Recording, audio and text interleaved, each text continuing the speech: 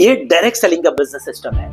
Direct selling का business system में समझाने के लिए आपको पहले ट्रेडिशनल बिजनेस मॉडल बता देता हूँ। ट्रेडिशनल बिजनेस मॉडल में क्या होता है, जैसे जो बाकी का बिजनेस मॉडल है अभी, ठीक है, उसको समझाने के लिए मैं आपको बता रहा हूँ।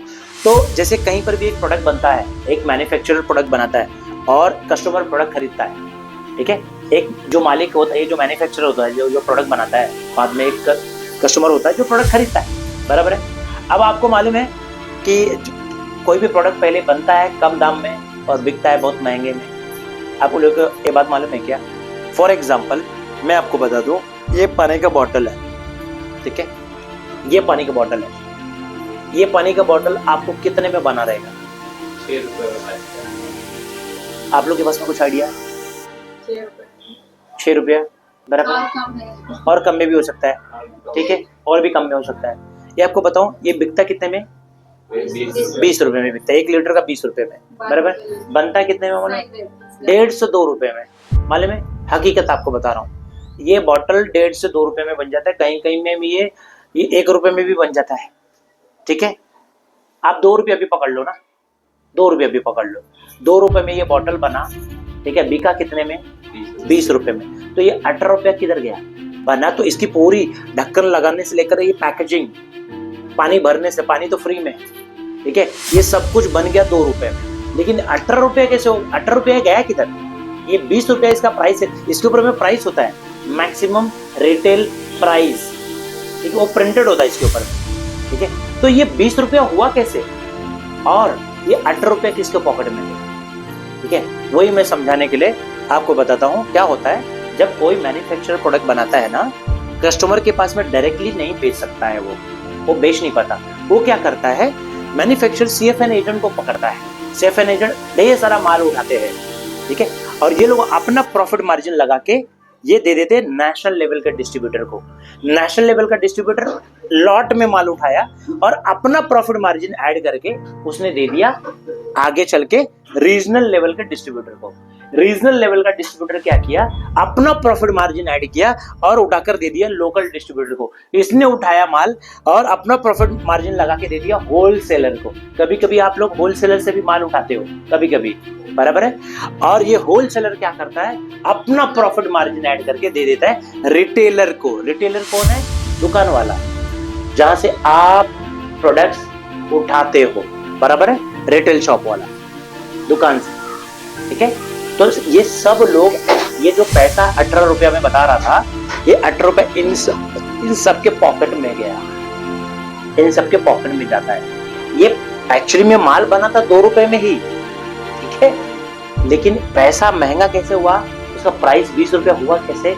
इनके पॉकेट में जाने की वजह से, इनका मार्जिन, क्योंकि वो लोग भी अपना इन्वेस्ट किए ना, मार्केट में पैसा लगाए ना, तो उनको भी तो प्रॉफिट आना ही चाहिए ना। तो इसके लिए उन्होंने माल उठाया है, पैसा लगाया ना मार्केट में, तो उसकी वजह से वो महंगा हो गया। और कुछ पैसा एडवर्टाइजिंग में भी चले जाता है।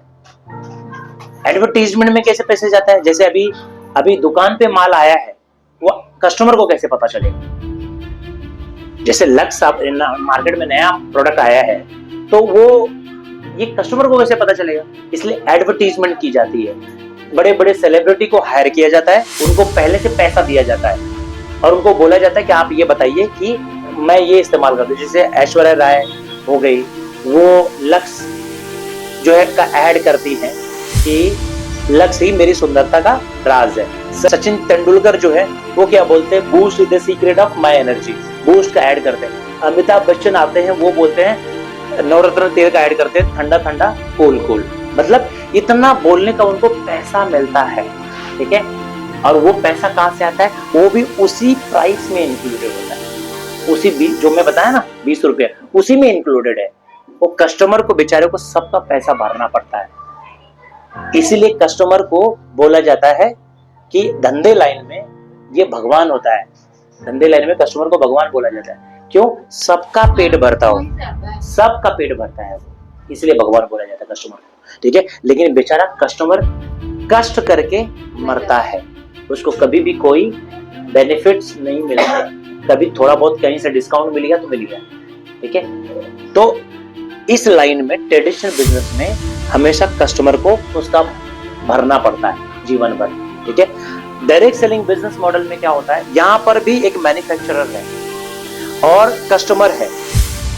मैन्युफैक्चरर माल बनाएगा, कस्टमर माल खरीदेगा, लेकिन बीच में ये सारे मीडिएटर नहीं है। ठीक है, कंपनी से डायरेक्टली हम डायरेक्टली डिस्ट्रीब्यूटर भी बन जाते हैं, हम लोग डायरेक्टली डिस्ट्रीब्यूटर बन जाते हैं। ठीक है, और हम ही लोग डिस्ट्रीब्यूटर भी हैं और हम ही लोग कस्टमर भी, समझ गया, कस्टमर भी हम ही लोग हैं, डिस्ट्रीब्यूटर भी हम ही लोग।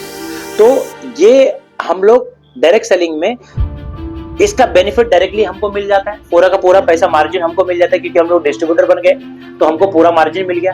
प्लस अगर इस बिजनेस को हम लोग प्रमोट करते हैं तो ये इससे अपने को और अच्छा इनकम आता है और पैसा हम लोग कमाते हैं। ठीक है, इसका अगर हम लोग प्रचार करते हैं तो इस लाइन में कस्टमर को कोई बिजनेस अपॉर्चुनिटी नहीं मिलती है, बिजनेस करने का मौका नहीं मिलता। अभी जैसे आप कोई भी प्रोडक्ट्स यूज करते हो दुकान से लाके, तो वहां से आपको बिजनेस अपॉर्चुनिटी मिलेगी क्या? कभी आप जाके बोलो कि मेरे को बिजनेस करना है, मिलेगा क्या? वो लोग नहीं देंगे आपको। ठीक है, बट डायरेक्ट सेलिंग में आपको बिजनेस करने का मौका मिलता है। यहाँ से आप बिजनेस कर सकते हो।